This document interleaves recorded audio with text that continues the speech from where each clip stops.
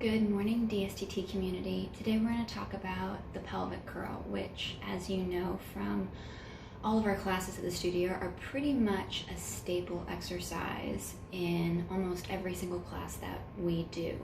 The pelvic curl works on activating your hamstrings, your glutes, as well as your abdominals, and a co-contraction of the back extensors at the top of that bridge while relaxing and releasing and stretching your hip flexors. It's a really wonderful full body exercise. Now there's a couple things to keep in mind, one of which is that if you have any contraindications such as disc pathology issues, if you've got bulging disc, if you've got a herniated disc, there's some things where the articulation of the spine, the curling of the spine into that deep lumbar flexion is something that you want to avoid. So what we would do is, instead of tipping the pelvis back and then peeling up one vertebra at a time off of the mat, we would take the spine and keep it in neutral, in that neutral lumbar curve, neutral thoracic curve, engage the abdominals, engage the back extensors to hold the core tight, create that tension in the back of the legs, and lift the hips straight up, hold for that hip flexor stretch, and then come right back down. So we would take out that articulation. There's a couple things you can also do to take it up a notch, which is adding a pillow between the knees, which will engage the inner thigh, the adductor muscles, to get more leg engagement, and that will also help you connect to those deeper abdominal muscles. If this exercise is a little easy, you could put your feet on top of a foam roller or your feet on top of a bench or a chair, something that's stable that you could then bridge off of, and that would add more to, add more glute engagement to that exercise. So I'm going to show you the version with the pillow between the knees so you can see the articulation.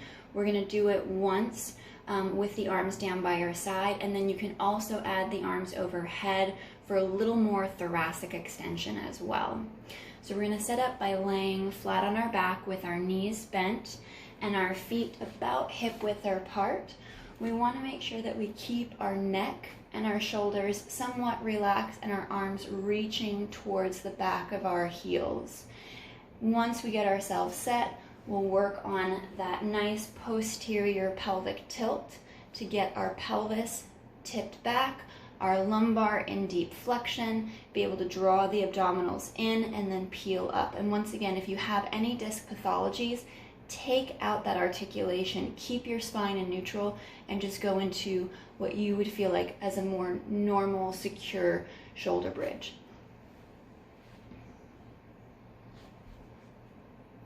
So, neck and shoulders are relaxed, the pillow's hugged between the knees. We're going to first work on tilting in out of this neutral position into our pelvic tilt, drawing the rib cage down. So we've got this nice flat back position. The arms are long at our side, and we're going to curl and lift, feeling that tension in the back of the legs, in the hips, as well as in the abdominals. At the top of this bridge, the ribs are knitted in, and we're getting that release through the hip flexors and the top of the thighs. You'll hold and then slowly curl down.